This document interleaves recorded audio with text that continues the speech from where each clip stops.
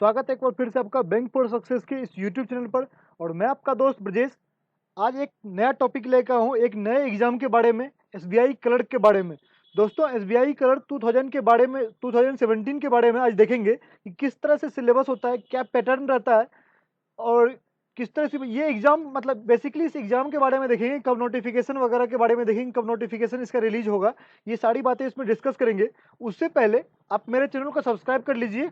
ऊपर में एक रेड रेड कलर का सब्सक्राइबर बटन है, या अगर इस वीडियो के कॉर्नर में, अगर आप आउटसाइड यूट्यूब देख रहे हैं तो इस वीडियो के कॉर्नर में नीचे में अगर देखोगे, राइट हैंड साइड के कॉर्नर में बैंक फॉर सक्सेस का लोगो है, उस पर क्लिक करोगे तो सब्सक्राइबर बटन है, तो वो चैनल को सब्सक्राइब हो जाएगा। अगर आप यूट्यूब पे हो तो आप नीचे आओगे, देखोगे बैंक फॉर सक्सेस, उसके नीचे जो है सब्सक्राइबर बटन है, वहां पर आप क्लिक करके इस चैनल को सब्सक्राइब कर सकते हो। ओके, चलिए शुरुआत करते हैं इस एग्जाम के बारे में। देख लेते हैं एक बार नोटिफिकेशन कब आएगा और एलिजिबिलिटी वगैरह क्या है इसकी। तो अगर रिलीज ऑफ नोटिफिकेशन देखो, ऑनलाइन फॉर्म जो है, क्योंकि इस बार एसबीआई पीओ एग्जाम जो है हर बार जून जुलाई में होता था, तो ये एग्जाम थोड़ा एक्सटेंड हो जाता था। लेकिन इस बार जो है एसबीआई पीओ, जब देख रहे हो कि अप्रैल में एग्जाम हो रहे हैं, मई में जो इसके अप्रैल मई में प्रीलिम होंगे, मेंस भी मई में जून में कंडक्ट कर दिया जाएगा। तो इस तरह से हम कह सकते हैं कि मई जून में इसका एप्लीकेशन फॉर्म आ सकता है और जुलाई अगस्त में ये एग्जाम कंडक्ट किया जाएगा। ओके, तो प्रीलिम एग्जाम जो है इसका अगस्त 2017 में होगा। उसके बाद एलिजिबिलिटी की बात कर लेते हैं। इसमें जो है मिनिमम क्वालिफिकेशन जो है वो आपसे एसबीआई ग्रेजुएशन मांगता है। आप जो है फाइनल ईयर में है, अगर आप फाइनल ईयर फाइनल सेमेस्टर में है तो भी आप फॉर्म अप्लाई कर सकते हैं, फॉर्म फिल कर सकते हैं। लेकिन जब डॉक्यूमेंट वेरिफिकेशन होगा उस टाइम पर जो आपको फाइनल डॉक्यूमेंट दिखाना पड़ेगा, ग्रेजुएशन सर्टिफिकेट आपको दिखाना पड़ेगा। ओके, चौथी बात, एक्सपेक्टेड वैकेंसी जो होती है, अगर पिछली बार की बात करें तो पिछली बार भी 10,000 प्लस 15,000 प्लस जो है वैकेंसी निकली थी। इस बार भी जो है उतना ही वैकेंसी रहने की संभावना है। एटलीस्ट 10,000 वैकेंसी तो रहेगा ही, 10,000 प्लस वैकेंसी आएगा। इसलिए अभी से ही कमर कस लीजिए। जिन लोगों का सपना है कि वो एसबीआई में जॉब करें, एसबीआई क्योंकि एक रेपुटेड, अपने इंडिया की बात करें तो एक तरह से रेपुटेड बैंक है, और जिन लोगों का सपना है कि एसबीआई में जॉब करें उनके लिए सबसे बेस्ट अपॉर्चुनिटी है, क्योंकि मास में रिक्रूटमेंट होता है, ढेर सारी रिक्रूटमेंट होती है, पूरा का पूरा वैकेंसी ढेर सारा होता है। इसलिए आप इस एग्जाम का प्रिपरेशन अभी से ही स्टार्ट कर दीजिए। एज लिमिट, जब एज लिमिट की बात करते हैं तो एज लिमिट में देखें तो यहाँ 20 साल से लेकर आपका उम्र जो है 28 साल तक होना चाहिए। अगर आप 20 साल से लेकर 28 साल की उम्र है तो आप ये फॉर्म के लिए एलिजिबल है, और ये फॉर्म आप फिल कर सकते हैं। और इसमें रिजर्वेशन भी अप्लाई है। जो रिजर्व कैटेगरी से बिलोंग्स करते हैं उनको 3 to 5 ईयर्स, इवन 10 ईयर्स तक जो है रिजर्वेशन प्राप्त होता है, उनको रिजर्वेशन दिया जाता है। उसके बाद बात करते हैं सिलेक्शन प्रोसीजर की। इसमें जो है दो ही एग्जाम होते हैं, वो प्रीलिम होते हैं और मेंस एग्जाम होते हैं। यहाँ ना तो इंटरव्यू कंडक्ट किया जाता है, ना ही ग्रुप डिस्कशन, ये सब कुछ नहीं होता है, क्योंकि प्रधानमंत्री मोदी जी के अनुसार जो है उन्होंने इंटरव्यू जो है ग्रुप सी के जितने भी ग्रुप बी और ग्रुप सी के जॉब थे उसमें से इंटरव्यू उन्होंने हटवा दिया है। तो इसलिए जो है अब इसमें इंटरव्यू भी नहीं रखा गया है, बस प्रीलिम और मेंस आपको देने हैं। उसके बाद एग्जाम का मोड की बात कर लेते हैं। एग्जाम मोड की बात करें तो ये एग्जाम पूरा का पूरा ऑनलाइन एग्जाम होगा, चाहे वो प्रीलिम हो या मेंस हो, आपको एग्जाम जो है ऑनलाइन कंडक्ट किया जाएगा। ओके, ये तो थी दोस्तों बातें बातें नोटिफिकेशन और एलिजिबिलिटी की। और मैंने वैकेंसी वगैरह ही बता दिया, वैकेंसी कितने आने वाली है ये सारा कुछ मैंने इसमें डिस्कस कर लिया। अब बात करते हैं एग्जाम के पैटर्न की। शुरुआत करते हैं प्रीलिम एग्जाम से, फिर मेंस एग्जाम देखेंगे, फिर सिलेबस वगैरह देखेंगे, कौन से बुक फॉलो करने हैं वो सारा कुछ देखेंगे। लेकिन शुरुआत करते हैं प्रीलिम एग्जाम के पैटर्न से। ओके, अगर प्रीलिम एग्जाम देखो तो आईबीपीएस एग्जाम कंडक्ट करते हैं, जितने भी बैंक के एग्जाम है, चाहे वो एसबीआई पीओ का हो या एसबीआई क्लर्क का हो, चाहे वो आईबीपीएस का हो या इंडियन पोस्ट ऑफिस का हो, हर एग्जाम जो है वो बैंक का एग्जाम आईबीपीएस के द्वारा कंडक्ट किया जाता है। ओके, तो आईबीपीएस अगर एग्जाम कंडक्ट करेगी तो वो प्रीलिम एग्जाम में जो है एक तरह से यूनिफॉर्मिटी मेंटेन रखती है। तो यूनिफॉर्मिटी मतलब क्या हुआ कि जितना भी प्रीलिम एग्जाम होगा वो एकदम से सेम पैटर्न पे होता है। वो ग्रामीण बैंक का छोड़ के जितने भी नॉर्मल बैंक्स होते हैं, पब्लिक सेक्टर बैंक हो गए, उनके एग्जाम लगभग प्रीलिम एग्जाम सेम होते हैं। ओके, यहाँ पर जो आपको 30 मार्क्स का इंग्लिश पूछा जाता है, 30 मार्क्स का जो है 35 मार्क्स का रीजनिंग, 35 मार्क्स का क्वांट आपसे पूछा जाता है, और टोटल आपको ओवरऑल टाइम दे दिया जाता है 60 मिनट। ओके, उसके बाद आपको मिलता है, टोटल हो गए 100 मार्क्स। आपको 60 मिनट में मैक्सिमम 80 प्लस जो है अटेम्प्ट करने हैं, और आपको स्कोर करने हैं 60 to 65 आपको स्कोर करने हैं। क्योंकि आप लास्ट ईयर की देखो तो लास्ट ईयर जितने भी प्रीलिम एग्जाम हुए हैं, चाहे आईबीपीएस क्लर्क की बात कर लेते हैं, वहां से स्टार्ट हुआ था जितने भी प्रीलिम हुए थे, कि सारे के सारे कट ऑफ जो है वो इस कुछ ज़्यादा ही टच कर रहे थे, 60 टच कर रहे थे, 60 61 टच कर रहे थे कलर के एग्जाम में। आप समझ सकते हो कि लोग ज़्यादा कम्पिटिटिव होते जा रहे हैं। लोगों के अंदर जो जो वैकेंसी है उसके अनुसार जो है लोग अब ज़्यादा कम्पिटिटिव हो गए हैं। लोगों के अंदर जो है जॉब की बहुत ज़्यादा भावना ज़्यादा हो गई है। इसलिए आपको भी उस तरह से जो है एक तरह से कम्पिटिटिव होना पड़ेगा, उस लेवल में पहुँचना पड़ेगा कि आप भी 65, 60, 70 के लगभग स्कोर कर सकें, ताकि कट ऑफ से आप चूक ना जाए। अगर आपका ड्रीम जॉब है, आपने इतने दिन मेहनत किया है, तो आप छूट जाते हैं तो फिर आपको दुःख होता है, ओके? इसलिए प्रिपेयर अच्छे से कीजिए, आप 70 प्लस तक जो है स्कोर करने की कोशिश कीजिए। चलिए अब मेंस एग्जाम की बात करते हैं। मेंस एग्जाम में देखिए दोस्तों, इसमें जो आपको जनरल अवेयरनेस सेक्शन जो है, ये 50 क्वेश्चन रहते हैं यहाँ पर। अगर प्रीवियस ईयर का पैटर्न देख लें तो 50 क्वेश्चन जो है आपसे जनरल अवेयरनेस सेक्शन से रहता है, 40 क्वेश्चन आपको रहता है इंग्लिश सेक्शन से, 50 क्वेश्चन फिर आपको क्वांटिटेटिव एप्टीट्यूड से, और 50 क्वेश्चन जो है वो रहते हैं general awareness and computer aptitude. Sorry, यहाँ पर अवेयरनेस नहीं है, इसको कट करके एप्टीट्यूड कर लीजिए, क्योंकि दोनों में मैं आपको बताने वाला हूँ कि अवेयरनेस, और इसलिए मैंने अवेयरनेस लिखा था ताकि मैं आपके सामने में काट के आपको बता सकूं कि ये एप्टीट्यूड होता है और दोनों में बहुत ज़्यादा डिफरेंस है। ओके, आप एप्टीट्यूड को अवेयरनेस से कंपेयर मतलब मिक्स मत कीजिए। ये एप्टीट्यूड होता है और वो अवेयरनेस होता है। जो अवेयरनेस जो है नॉर्मल आईबीपीएस में पूछा जाता है, लेकिन एसबीआई पीओ में या एसबीआई क्लर्क में जो है वो कंप्यूटर एप्टीट्यूड पूछा जाता है। ओके, चलिए इसके बारे में बात करेंगे, लेकिन उससे पहले आपको पूरा का पूरा पैटर्न समझा देता हूँ। अगर देखिए बात करें तो जनरल अवेयरनेस सेक्शन जो है ये सबसे आपका फेवरेट सब्जेक्ट होना चाहिए। अगर आप एसबीआई क्लर्क की बात करें तो यहाँ पर अगर आप 50 में से 40, 42, 43 तक स्कोर कर लेते हैं, क्योंकि आपके पास एम्पल अमाउंट ऑफ टाइम है। 35 मिनट आपको जो है जनरल अवेयरनेस के दिया जा रहा है, क्योंकि बहुत ज़्यादा हो गया। अगर आप देखें जनरल अवेयरनेस मैक्सिमम 20 मिनट लगते हैं सॉल्व करने में, 15 मिनट तक आप बैठ कर वहाँ पर दिन ही काटोगे। ओके, तो 35 मिनट में आपको 50 क्वेश्चन अगर दिया जा रहा है तो टाइम आपके पास बहुत ज़्यादा है। और अभी से अगर आप प्रिपरेशन स्टार्ट कर देते हो, एक आप स्मूथ वे में प्रिपरेशन करते हो, तो आप जो यहाँ से 40-42 स्कोर कर सकते हो। कोई बड़ी बात नहीं होती है, उतना भी लेवल का पेपर नहीं होता है। मोस्टली स्टैटिक अवेयरनेस किसी किसी सेक्शन में पूछ दिए जाते हैं, ज़्यादा पूछे जाते हैं।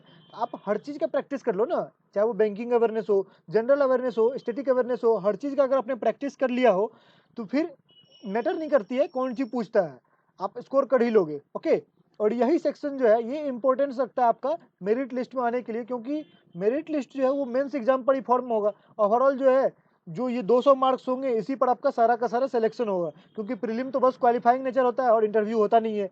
तो आपको बस 200 में मैक्सिमम स्कोर करना होता है। ओके, तो ये सेक्शन सबसे ज़्यादा इंपॉर्टेंट है, याद रख लीजिए। जनरल अवेयरनेस पर आपको इग्नोर नहीं करना है, जितना ज़्यादा इसको प्रैक्टिस करोगे। और ये करंट अफेयर्स होता है, करंट अफेयर्स इसमें पूछे जाते हैं।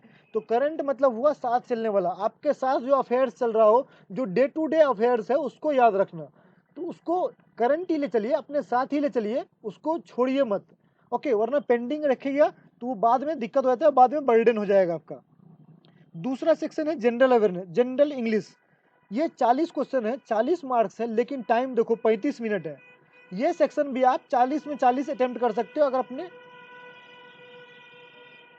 अगर आपने प्रैक्टिस कर रखा हो अच्छे से, आपने अगर अच्छे से तैयारी कर रखी हो इंग्लिश की, तो मैं आपको विश्वास दिलाता हूँ कि आपके पास इतना टाइम होता है कि आप 35 क्वेश्चन तो आराम से अटेम्प्ट कर लेते हो। और 5 क्वेश्चन चूंकि टफ होता है, एग्जाम का लेवल ऐसा नहीं है कि सारा का सारा क्वेश्चन ईजी होगा, ईजी टू मॉडरेट रहता है। तो आप वहाँ पर 5 क्वेश्चन आपसे छूट भी सकता है, तो 35 क्वेश्चन तो आप नॉर्मली अटेम्प्ट कर लोगे।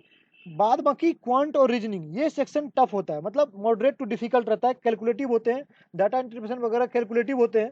तो ये सेक्शन जो है क्वांट में आप 20 से 25 भी अगर सॉल्व कर लेते हो तो आपने अच्छा सॉल्व किया है। 30 के लगभग सॉल्व करने का आपको कोशिश करना है, क्योंकि 45 मिनट दिया गया है, तो 30 क्वेश्चन आप सॉल्व कर सकते हो। ओके, चलिए अब बात करते हैं reasoning ability and computer aptitude. दोस्तों ये जो था ये सेक्शन लास्ट ईयर 60 मिनट देने के बाद भी लोग 30 से ज़्यादा अटेम्प्ट नहीं कर पाए थे। अगर प्रीवियस ईयर की बात करें, प्रीवियस ईयर के एनालाइज करें, तो 60 मिनट तक लोग, सॉरी 45 मिनट देने के बाद भी इस सेक्शन में लोग 30 से ज़्यादा अटेम्प्ट नहीं कर पाए थे, क्योंकि पूरा का पूरा रीजनिंग क्वेश्चन था, कंप्यूटर अवेयरनेस था ही नहीं। अगर आप देखो तो लास्ट ईयर का 130 135 जो है कट ऑफ गया हुआ है, ओवरऑल जो सिलेक्शन हुआ है वो 130 पर हो गया है। क्यों? क्योंकि कंप्यूटर अवेयरनेस नहीं पूछकर कंप्यूटर एप्टीट्यूड पूछा गया था, और ये पहली बार जो था वो कंप्यूटर एप्टीट्यूड पूछा गया था। लोगों को पता ही नहीं चला कि ये कंप्यूटर एप्टीट्यूड का क्वेश्चन है। लोग उसे रीजनिंग का पजल समझ के सॉल्व कर रहे थे और लोगों से सॉल्व ही नहीं हुआ। इसलिए आपको दोनों में डिफरेंशिएट करना पड़ेगा। दोनों सब्जेक्ट एक साथ पूछा जा रहा है, तो आपको पहले डिफरेंशिएट करना पड़ेगा कि ये कंप्यूटर अवेयरनेस नहीं, कंप्यूटर एप्टीट्यूड का क्वेश्चन है और ये रीजनिंग का पजल है। ओके, पजल भी थोड़े कैलकुलेट मतलब लेंदी थे, पजल भी मतलब थोड़े कंफ्यूजिंग टाइप के पजल्स थे। और मतलब ओवरऑल देखो तो रीजनिंग और क्वांट जो था वो लेवल का था, मतलब मॉडरेट टू डिफिकल्ट लेवल का था। इजी उसमें नहीं कह सकते कि ये इजी है, इजी था, मॉडरेट टू डिफिकल्ट था। पेपर का लेवल अच्छा लेवल का पेपर पूछा गया था। और वहीं से जो है लोग एसबीआई से मतलब एसबीआई क्लर्क का मतलब समझने लगे थे कि अब पीओ लेवल का पेपर आने लगा है क्लर्क में भी। और सेम वैसा भी हुआ, आईबीपीएस क्लर्क में भी वही हुआ। तो आप समझ सकते हैं कि क्लर्क एग्जाम भी अब उतना इजी नहीं रहा जितना हम लोग पहले 2 साल पहले समझते थे। इसलिए आपको क्लर्क लेवल के प्रिपरेशन के लिए अब थोड़ा पीओ लेवल में जाना पड़ेगा। ओके, तो ये तो बात हो गई मेंस एग्जाम के पैटर्न की, और सारा कुछ मैंने आपको बता दिया किस तरह से लास्ट ईयर पेपर रहा था। अब बात करते हैं क्वांटिटेटिव एप्टीट्यूड की, और इसके बुक्स की बात कर लेते हैं, सिलेबस की बात कर लेते हैं। यहाँ पर आपको डाटा इंटरेक्शन में 2 डाटा इंटरेक्शन पूछे जाएंगे। एक डाटा इंटरेक्शन आपसे मे भी 1 या 2 जो है आपसे प्रीलिम एग्जाम में पूछे जाए, ज़्यादा चांस रहता है एक ही पूछे जाने का, लेकिन कभी कभी 2 भी पूछा जाता है। मेंस एग्जाम में 2 फिक्स रहता है कि 2 पूछा ही जाएगा। नंबर सीरीज दोनों में पूछे जाएंगे, 5 मार्क्स के नंबर सीरीज आपको प्रीलिम में भी और 5 मार्क्स मेंस में भी पूछा जाएगा। डाटा सफिशिएंसी प्रीलिम में नहीं पूछा जाएगा, मेंस में पूछा जाएगा। क्वाड्रेटिक इक्वेशन में भी प्रीलिम में पूछा जाए, मेंस में नहीं भी पूछा सकता है। मेंस में ज़्यादा मिसलेनियस क्वेश्चन ज़्यादा भर देते हैं वो लोग। ओके, तो क्वाड्रेटिक इक्वेशन आप प्रीलिम और मेंस के लिए दोनों के लिए प्रिपेयर कीजिए, बट मेंस में कम चांस रहता है, लेकिन प्रीलिम में फिक्स रहता है कि ये पूछा ही जाएगा। तो ये प्रीलिम का टॉपिक हो गया, ये प्रीलिम प्लस मेंस दोनों का टॉपिक है। ओके, सेम जो है डाटा इंटरेक्शन के साथ भी आप प्रीलिम और मेंस का टॉपिक मान लीजिए, इसको भी प्रीलिम और मेंस का टॉपिक मान लीजिए। और इसमें रडार ग्राफ वगैरह पढ़ने की जरूरत नहीं होती है, मीन्स मिक्स्ड ग्राफ पढ़ने की जरूरत नहीं होती है। आपको यहाँ से ये लोग line graph, bar graph, pie chart वगैरह से ही अच्छे लेवल के क्वेश्चंस पूछ लेते हैं। ओके, चलिए अब बात करते हैं उसके आगे। Ratio proportions, percentage, average, profit loss, mixture allegations, work and time, time and distance, SI and CI. और एक टॉपिक है सिंप्लीफिकेशन एंड अप्रोक्सीमेशन। अगर प्रीलिम की बात करें तो सिंप्लीफिकेशन से आपको 10 क्वेश्चन पूछे जाएंगे। ओके, सिंप्लीफिकेशन से आपको 10 क्वेश्चन प्रीलिम में पूछे जाएंगे। अगर मेंस की बात करें तो वहां भी आपको 5 से 10 क्वेश्चन जो है वो अप्रोक्सीमेशन से पूछे जाएंगे। अप्रोक्सीमेशन से 5 क्वेश्चन मेंस एग्जाम में पूछे जाएंगे आपसे।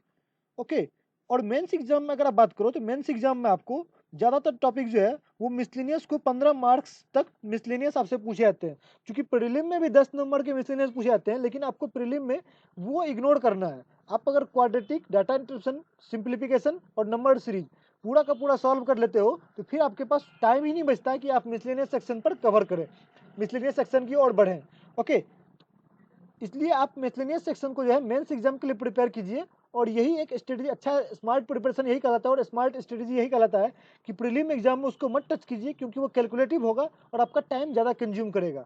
ओके, तो आप उसको मिसलेनियस एग्जाम को जो है प्रीलिम छोड़ के मेंस के लिए प्रिपरेशन कीजिए। वहाँ पर भी 15 मार्क्स के क्वेश्चन पूछे जाएंगे, 15 से 20 क्वेश्चन वहाँ पर रह सकते हैं। तो आपको वहाँ पर जो है 20 मार्क्स, अगर क्वेश्चन 20 क्वेश्चन रहते हैं, फिर आपको 20 मार्क्स के लिए प्रिपेयर करना है मिसलेनियस सेक्शन का भी। ओके, तो मिसलेनियस सेक्शन तो आपको पता ही है, आपको आर.एस. अग्रवाल की बुक को फॉलो करना है। दोस्तों अगर बुक की बात करें तो 3 बुक है। एक बुक जो है ये है डाटा इंटरप्रिटेशन, और डाटा इंटरप्रिटेशन की सबसे अच्छी बुक मानी जाती है, बेसिक बुक मानी जाती है। क्लरिकल लेवल एग्जाम के लेवल एग्जाम से इससे बाहर पूछे जाने की संभावना नहीं रहती है, अगर आप इस बुक का अच्छे से प्रिपरेशन कर लेते हो। एक तो ये आपका बेसिक क्लियर कर देता है, पूरा का पूरा बेसिक बुक है। डाटा इंटरप्रिटेशन इसमें ABCD लेवल से समझाया गया है, इसलिए ये बुक आपके लिए अच्छा रहता है। दूसरा बुक है क्विकर मैथ, चूंकि आपको यहाँ पर मिसलेनियस सेक्शन जो है मेंस एग्जाम में 20 क्वेश्चन रह सकते हैं, 15 से 20 क्वेश्चन रहेंगे। और मेंस एग्जाम ही आपका मेरिट लिस्ट बनाता है, फिर वो क्वेश्चन आपको सॉल्व करने की जरूरत पड़ सकती है। अगर मान लीजिए डाटा इंटरप्रिटेशन कैलकुलेटिव हुआ या आपसे सॉल्व नहीं हो रहा है, या आपको क्वाड्रेटिक इक्वेशन या नहीं पूछा गया, ज़्यादा से ज़्यादा मिसलेनियस 25 क्वेश्चन पूछ लिए गए, तो फिर इसलिए आपको बैकअप लेकर चलना पड़ेगा। प्रिपरेशन आपका स्ट्रेटेजी वहीं पर चेक होता है कि आपने कितना अलग अलग वेराइटी से प्रिपरेशन कर रखा है। इसलिए आपको मिसलेनियस सेक्शन जो है ये क्विकर मैथ है, थोड़ा यहाँ पर इससे ट्रिक्स वगैरह ज़्यादा है, फॉर्मूले ज़्यादा यूज किए गए हैं। ये बुक एक तरह से रामबाण बुक कह सकते हैं कि आपके मैथ के लिए, क्वांट के लिए एक तरह से रामबाण है। और ये आपको तो सब लोगों के पास होगा, जो लोग भी कम्पिटिटिव एग्जाम का प्रिपरेशन स्टार्ट करते हैं, उससे पहले ये बुक तो उनके लिए मस्ट होता है कि वो ये बुक खरीद ही लेते हैं। RS अग्रवाल की बुक होती है, सबसे पहले आप पॉइंट सॉल्व करने के लिए यही बुक लगाते हो। तो ये एक तरह से जनरल बुक है, आपने अगर ये नहीं लगाया है तो आप जरूर लगाइए। आपका क्वांट चाहे चाहे वो आप मिसलिनियस सॉल्व करें ना करें, लेकिन आपको क्वांट की जरूरत होती है डाटा इंटरेक्शन को सॉल्व करने के लिए, हर सेक्शन को सॉल्व करने के लिए। और आप क्वांट सीखते कहाँ से हो? RS अग्रवाल की बुक से। ओके, ये तो बात थी दोस्तों क्वांटिटेटिव एप्टीट्यूड की। अब बात कर लेते हैं इंग्लिश सेक्शन की। अगर इंग्लिश सेक्शन देखो तो इंग्लिश सेक्शन में प्रीलिम में जो है सेम पैटर्न रहना चाहिए। Reading comprehension 10, sentence error correction जो एरर फाइंडिंग वाले 10 क्वेश्चन और क्लोज टेस्ट के 10 क्वेश्चन आपसे पूछे जाने चाहिए। ओके, मतलब ये दोनों,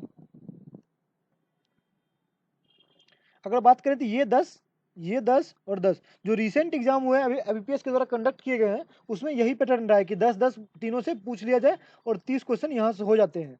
ओके, लेकिन थोड़ा बहुत SBI है तो आप ट्विस्ट का जो है इंतजार करते रहिए, वहाँ पर ट्विस्ट मिलते ही मिलते हैं। तो आप जो है ये पांचों टॉपिक का प्रिपरेशन करके जाइए प्रीलिम एग्जाम के लिए।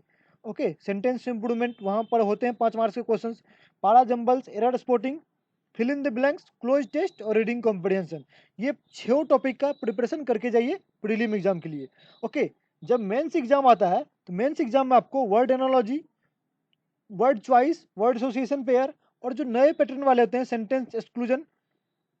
सेंटेंस एक्सक्लूजन वाले क्वेश्चंस, एक्सक्लूजन या odd one, out of context finding बोल सकते हैं। आउट ऑफ कॉन्टेक्स्ट फाइंडिंग क्या हो गया? वो जो मतलब 5 सेंटेंस दिए गए हैं, 5 स्टेटमेंट दिए गए हैं और उसमें 5 में से पांचों एक ही थीम पर है, लेकिन एक जो है 4 एक ही थीम पर है, एक जो है आउट ऑफ थीम है। तो वो फाइंड करने के लिए आपसे पूछा जा सकता है। जनरली वो PO लेवल का सिलेबस है, लेकिन अगर आप देखो तो IBPS क्लर्क में भी शायद पूछा गया था, मे भी याद नहीं है मुझे, पैराग्राफ कंप्लीशन शायद पूछा गया था, पैराग्राफ कंप्लीशन भी पूछा गया था। उसके बाद वर्ड चॉइस वगैरह के क्वेश्चंस पूछे गए थे, एंटोनिम सिनोनिम्स के क्वेश्चंस पूछे गए थे। तो यहाँ पर भी आपको जो इंग्लिश लैंग्वेज के नए पैटर्न वाले सब्जेक्ट टॉपिक्स हैं वो पूछे जा सकते हैं। ओके, तो उसके लिए भी आप प्रिपेयर्ड रहिए, मेंस एग्जाम में वैसे क्वेश्चंस आपको मिल सकते हैं। तो उस समय जो आपको सरप्राइज नहीं होना है, आप पहले से प्रिपेयर्ड होकर जाइए। और इंग्लिश लैंग्वेज का प्रिपरेशन कैसे करेंगे? क्योंकि एरर स्पॉटिंग जो है, एरर फाइंडिंग जो है वो ज़्यादा से ज़्यादा पूछा जाएगा।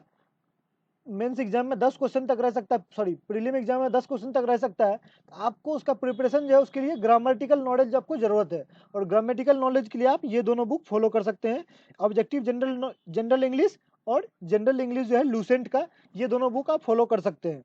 उसके बाद जो है प्रीवियस ईयर के पेपर जो है BSc पब्लिकेशंस के आप प्रीवियस पेपर जो है क्लर्क लेवल के खरीद सकते हो, और उससे जो है आप प्रिपरेशन कर सकते हो रीडिंग कॉम्प्रिहेंशन वगैरह का।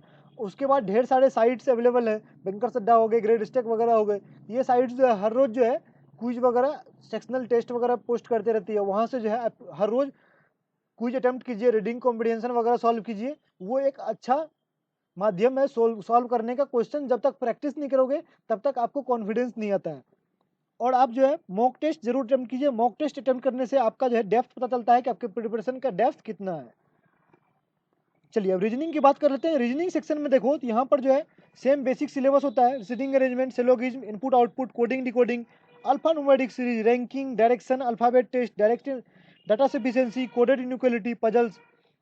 मतलब जो नॉर्मली हम लोग बैंक एग्जाम के सिलेबस होते हैं रीजनिंग के, सेम सिलेबस होता है। यहाँ पर कुछ ट्विस्ट नहीं होता है। हाँ, ज़्यादा से ज़्यादा आपको क्या होगा, पजल ज़्यादा पूछ दिए जाएंगे। पजल्स आपके पास ज़्यादा होते हैं, पजल्स के आपके ज़्यादा क्वेश्चन पूछ लिए जाते हैं, तो फिर वो जो है आपके लिए थोड़ा डिफिकल्ट हो जाता है। इसलिए पजल जो है आप बैंक एग्जाम के प्रिपरेशन के लिए आप पजल्स का प्रैक्टिस जरूर कीजिए। ओके, पजल अगर आप प्रैक्टिस करोगे तो पजल आपको हर एग्जाम में वो आता है। हर एग्जाम में जो पजल आप देखो तो हर एग्जाम में जो है कवर किया जाता है, इसलिए वो आपको प्रिपरेशन करना ही पड़ेगा पजल का। उसके बाद इनपुट आउटपुट भी आपसे मेंस एग्जाम में पूछा जाता है, प्रीलिम में नहीं पूछा जाएगा। सिटिंग अरेंजमेंट प्रीलिम में पूछा जाएगा, कोडिंग डिकोडिंग प्रीलिम में पूछा जाएगा, मे भी मेंस में भी पूछा जाए। उसके बाद डाटा सफिशिएंसी मेंस में पूछा जाएगा, कोडेड इनइक्वालिटी मेंस में पूछा जाएगा, और सिंपल इनइक्वालिटी जो है वो डायरेक्ट इनइक्वालिटी जो होती है वो आपसे प्रीलिम एग्जाम में पूछा जाएगा। ओके, चलिए अब इसके बुक की बात कर लेते हैं, इसका कौन सा बुक आपको फॉलो करना है। आपको ये तीनों में से कोई एक बुक फॉलो करना है। अगर ये बुक की बात करें तो ये 600 प्लस की बुक है, तो आप इसका PDF से भी पढ़ सकते हैं। अगर आपने ये बुक खरीद लिया है तो बहुत ही अच्छी बात है, क्योंकि सबसे बेहतरीन बुक है ये। अगर आपने नहीं खरीदा है और आपको लगता है कि ये बहुत ही महंगा बुक है, तो फिर आप ये दोनों बुक फॉलो कर सकते हैं। वैसे भी आपको ये पजल के लिए जो है ये बुक फॉलो करना चाहिए। ये एक तरह से इंपॉर्टेंट बुक है, स्टार बुक है ये। नॉर्मल लेवल के इसमें ढेर सारे पजल हैं और जनरल पजल जो है आपको इसमें मिल जाएंगे। वैसे अगर देखो तो ये पीडीएफ जो इसका फ्री अवेलेबल है, इंटरनेट पर, इसको आप डाउनलोड कर सकते हैं जो लोग पीडीएफ से पढ़ना चाहते हैं। लेकिन मैं यही बोलूँगा कि 90 रुपये तक की बुक आती है, तो इसको मार्केट से खरीद लें तो बुक से पढ़ने में आपको ज़्यादा हेल्पफुल रहेगा, ज़्यादा सहूलियत होगी। ओके। और दूसरी बुक है एनालिटिकल रीजनिंग की, के कुंदन की ही बुक है, एम के पांडे की बुक है। तो ये बुक आप खरीद सकते हो मैजिकल बुक सीरीज की। ये एक बहुत ही बेहतरीन बुक है, ये एक तरह से अच्छी बुक है। ओके, तो ये तीनों बुक आप फॉलो कर सकते हो रीजनिंग सेक्शन के लिए। करंट अफेयर्स, स्टैटिक अवेयरनेस और बैंकिंग अवेयरनेस की। ओके, अगर आप देखो तो इस सेक्शन में क्या क्या पूछा जाता है। करंट अफेयर्स आपसे पूछा जाएगा, स्टैटिक अवेयरनेस और बैंकिंग अवेयरनेस। चूंकि नंबर ऑफ क्वेश्चन जो है वो 50 है, तो यहाँ पर उनके पास जो वेरिएबल ढेर सारा हो जाता है। वो 20 मार्क्स का आपसे जो है बैंकिंग अवेयरनेस पूछ सकते हैं। बैंकिंग अवेयरनेस वो लोग 20 मार्क्स यहाँ से पूछ सकते हैं। वो लोग 15 मार्क्स जो है स्टैटिक अवेयरनेस से पूछ सकते हैं और 15 मार्क्स जो है करंट अफेयर से पूछ सकते हैं। ओके, तो ये उनके पास वेरिएबल ढेर सारा हो जाता है, ढेर सारे क्वेश्चंस पूछने के उनके पास ऑप्शंस हो जाते हैं। इसलिए इस सेक्शन को आपको डिटेल में प्रिपरेशन करना पड़ेगा, बहुत ही डेप्थ में प्रिपरेशन करना पड़ेगा। ओके, आप अगर करंट अफेयर्स में देखो तो यहाँ नेशनल करंट अफेयर्स होता है, स्टेट करंट अफेयर्स होता है, अपॉइंटमेंट्स होते हैं, डेथ्स होते हैं स्टेट, और उसके बाद इंटरनेशनल करंट अफेयर्स होते हैं, सबमिट्स होते हैं, बिजनेस करंट अफेयर्स होते हैं, बैंकिंग करंट अफेयर्स होते हैं, डिफेंस के हो गए, science and environments current affairs होते हैं।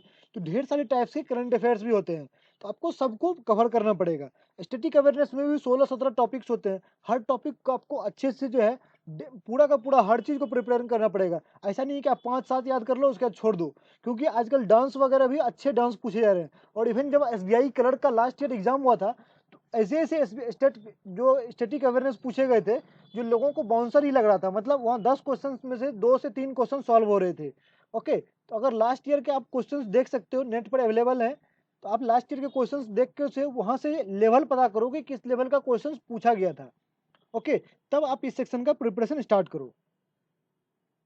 सेम बात बैंकिंग अवेयरनेस की कर लें, बैंकिंग अवेयरनेस से भी 15 से 20 क्वेश्चन पूछे गए थे और अच्छे क्वेश्चंस थे। ऐसा नहीं कि नॉर्मल क्वेश्चंस पूछे गए थे, अच्छे लेवल के क्वेश्चंस पूछे गए थे बैंकिंग अवेयरनेस से भी।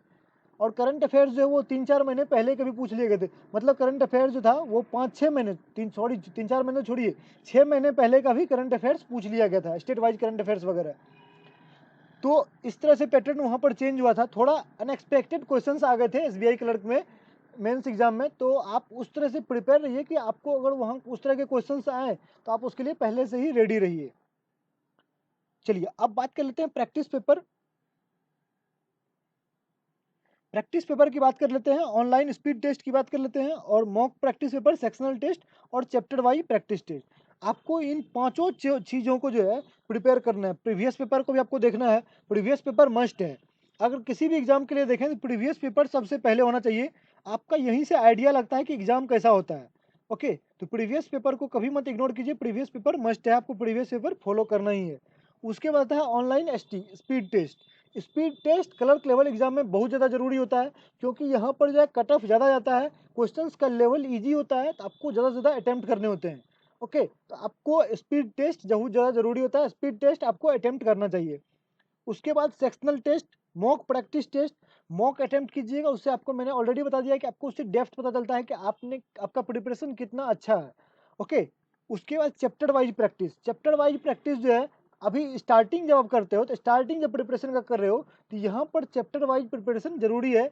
क्योंकि यहाँ पर जो आप चैप्टर वाइज एक बार आप सारा का सारा चैप्टर कवर कर लेते हो, तो फिर जाके आपसे मॉक ज़्यादा अच्छे से अटेम्प्ट होता है, मॉक में आप ज़्यादा से ज़्यादा क्वेश्चन अटेम्प्ट कर पाते हो। वरना आपका अगर चैप्टर वाइज प्रिपरेशन नहीं है, फिर मॉक में आपको निगेटिविटी होने लगती है। एक तरह से आप मॉक सॉल्व करते हो, वहाँ पर आपसे ज़्यादा क्वेश्चन सॉल्व नहीं होते हैं, फिर आप निगेटिव फील करने लगते हो, आपसे ओवर कॉन्फिडेंस आपका लूज होने लगता है। तो इसलिए कॉन्फिडेंस गेन करने के लिए मॉक आपको कॉन्फिडेंस देता है।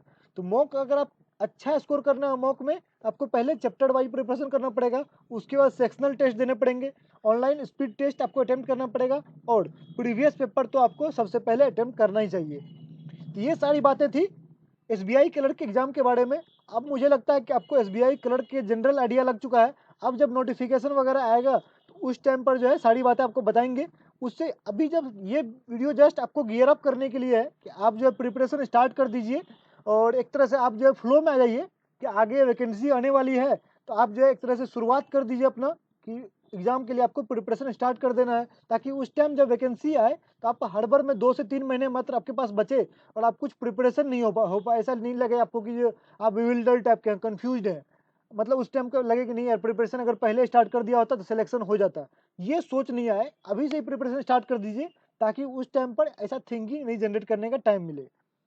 ओके, चलिए दोस्तों, ये थी बातें। ये बुक वगैरह भी मैंने बता दिया, ये तीनों बुक आपने देख लिया होगा। इसमें से एक बुक खरीद सकते हैं आप प्रैक्टिस पेपर के लिए। ये तो थी दोस्तों बातें एसबीआई क्लर्क की बातें। अब अगर आपको वीडियो पसंद आया है तो थोड़ा बहुत हमारे सपोर्ट के लिए भी काम कर दीजिए। आप जो इस वीडियो को शेयर कर दीजिए, लाइक कर दीजिए, और अभी तक अपने चैनल को सब्सक्राइब नहीं किया है तो आप मेरे चैनल को सब्सक्राइब भी कर लीजिए। ओके, और अपने दोस्तों को भी रिकमेंड कर सकते हैं, उनको बैंक फॉर सक्सेस के बारे में बता सकते हैं। अगर वो किसी अच्छे चैनल के बारे में पूछते हैं तो आप उनको बोलिए कि बैंक फॉर सक्सेस के पास भी अच्छी वीडियो अवेलेबल है, तो आप उस चैनल को मेरे चैनल को रिकमेंड कर सकते हैं। चलिए दोस्तों, धन्यवाद इस वीडियो को देखने के लिए। अगले वीडियो के लिए इंतजार कीजिए, अगला वीडियो जो है वो कोई अच्छा वीडियो फिर से लेकर आऊँगा।